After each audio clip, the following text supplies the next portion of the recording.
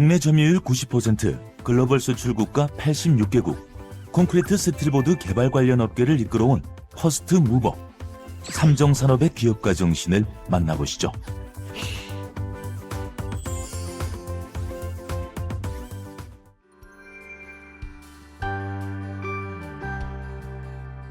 높이 조절해야 된단 말이야. 근데 그거 없이 만약에 탁 나온다 하면 삼정산업은 콘크리트 2차 제품을 생산하는 콘크리트 블록 몰드 베이스를 생산하는 회사입니다. 몰드 베이스에 콘크리트가 묻으면은 콘크리트 제품의 품질이 균일하지 않습니다. 그걸 깨끗하게 청소하는 기능의 기계를 만들고 그 이름을 보드 클리너라고 이름을 지었습니다. 그 외에도 저희들이 콘크리트 제품의 품질을 올리는 다양한 주변 기기를 만들고 있습니다.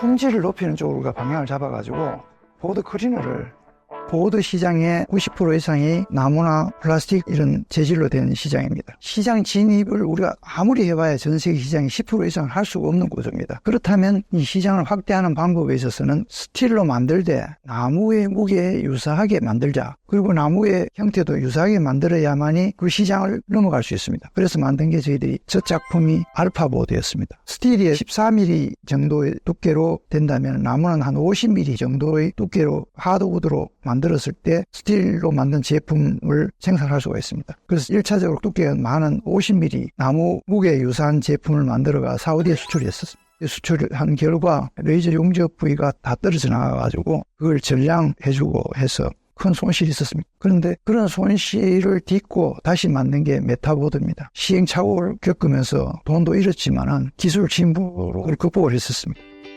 나무와 플라스틱이 전부였던 콘크리트 몰드 베이스 제품들. 기존의 제품들과 달리 새로운 제품을 만들기 시작한 삼정산업의 창업 계기가 궁금해지네요. 제가 성격상 직장 생활이 잘 적응이 안 됐습니다. 직장 생활을 하는데 한계성을 느꼈고 하고 싶은 일을 해야 되겠다 해서 창업을 하게 되었습니다. 콘크리트 제품은 그 당시에 예를 들어서 벽돌을 가지고 집을 지을 때 품질은 별 문제가 없었습니다. 왜냐하면 사람이 벽돌을 놓고 그 위에다가 몰타를 다시 발라가지고 높이 조정을 하기 때문에 높이 차이 나도 별 문제가 없었습니다. 콘크리트 제품을 고급화하기 위해서는 필수적으로 몰드 베이스의 이 품질이 좋아야 된다. 그리고 그 분야에는 아무도 투자를 안 했기 때문에 이 분야의 기술 집중적으로 투자하면 세계 1등이 될 수 있다는 그런 판단을 하고 시작을 했었습니다. 그 무기 중심 이동 때문에 그쪽에 그 모터, 하우드 벽돌이나 블록을 만드는 원리가 진동에 의해서 만들다 보니까 진동 전달률이 가장 좋은 소재가 철제가 가장 좋고 그 다음에 플라스틱이라든지 나무가 좋습니다. 그렇기 때문에 가장 비쌈에도 불구하고 스틸을 택했습니다. 비용이 들더라도 최고의 제품을 만들겠다는 의지, 그 의지가 더 발전되어 스마트 공장까지 만들게 되었다고 하는데요. 스마트 공장으로 무엇이 가능해졌을까요? 스틸 보드를 생산하는 라인이 있습니다. 여기서는 대형 라인과 소형 라인이 있는데 옛날에는 전량 사람의 수동으로 하던 거를 지금 자동화해서 사람이 힘을 들고 최상의 품질로 되어 있는 이쪽이 라인이고 이쪽 부분은 자동차, 화물차 부품을 생산하는 라인입니다. 지금 보시면 로봇가 안에 AI 기능에 의해서 표면에 어떤 편탄들라든지検査를 하고 거의 사람 없이 최종 공정까지 자동적으로 생산하고 있습니다. 기술 투자에 진심이라는 이희만 대표. 회사를 운영하며 무엇보다 기술 개발에 열중했다고 하는데요. 회사 내 기술연구소에서는 어떤 제품 개발이 이루어지고 있을까요?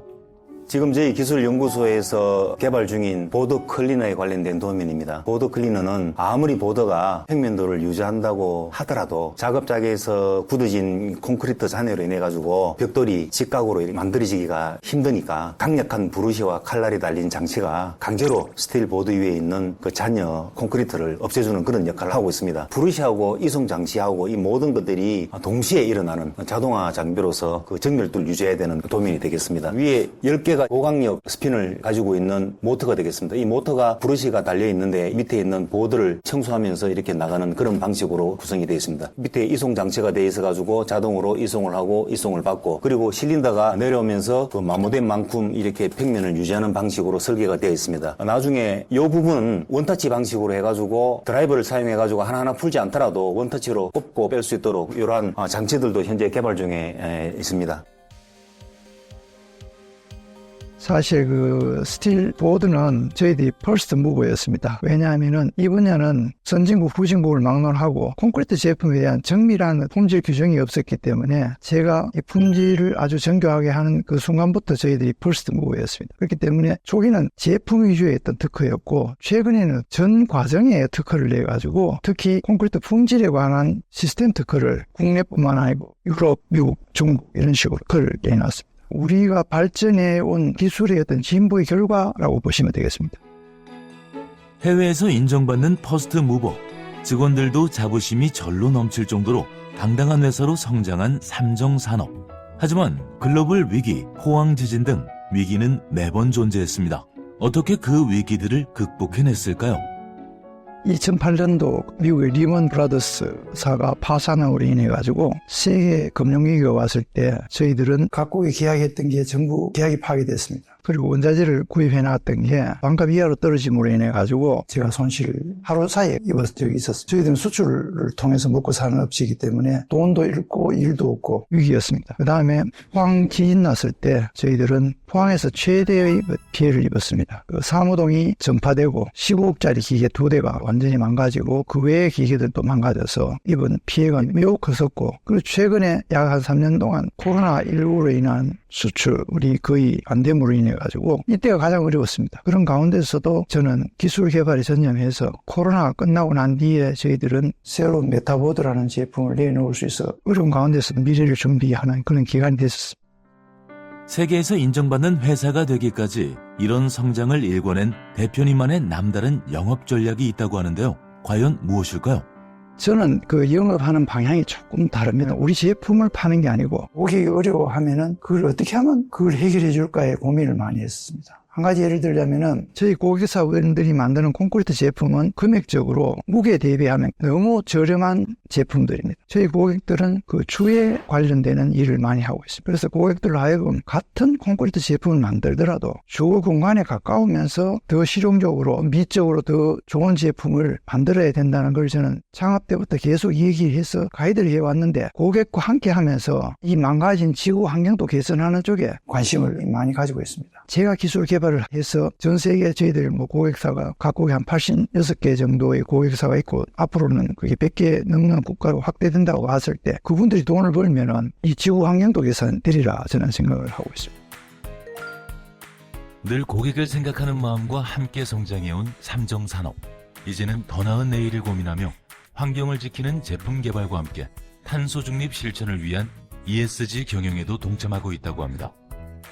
저희들은 탄소 중립에 동참한다는 의미에서 이 건물 위에도 전부 태양광이 다 올려져 있습니다. 여기도 태양광이 올려져 있는데 이 태양광은 저희들 자체에서 쓰는 전력을 100%는 아니고 일부 공급을 해드리고 있습니다. 앞으로도 공간을 태양광을 더 확대시킬 예정에 있습니다. 위기를 두려워하지 않고 기술 투자에 앞장서며 업계의 퍼스트 무버로 자리 잡은 삼정산업의 기업가 정신은 무엇일까요? 저는 더불어 살아야 된다. 더불어 사는데 우리 직원들이 이 일을 할지 몰라도 저는 아주 적은 이익이 생기면은 꿈이라도 나눠서 직원들한테도 역량에 따라서 기여에 따라서 나눠가면서 가야 된다. 이런 생각을 하고 지금까지 오면서 회사를 적으나마 키워왔고, 앞으로는 대기업을 지향하는 게 아니고 아주 적지만 강한 기업을 지향을 해서 업무 능력 있고 건강에 따르면 그 업무 능력과 건강이 향상되면 향상되는 만큼, 줄어들면 줄어드는 만큼 그 보수를 지급해서 가능하면 오랫동안 같이 가자. 우리 작은 울타리에서 이상적인 조직을 만들어보자. 그 안에 내포된 게 기업가 정신이라고 할 수도 있지 않을까 그렇게 봅니다.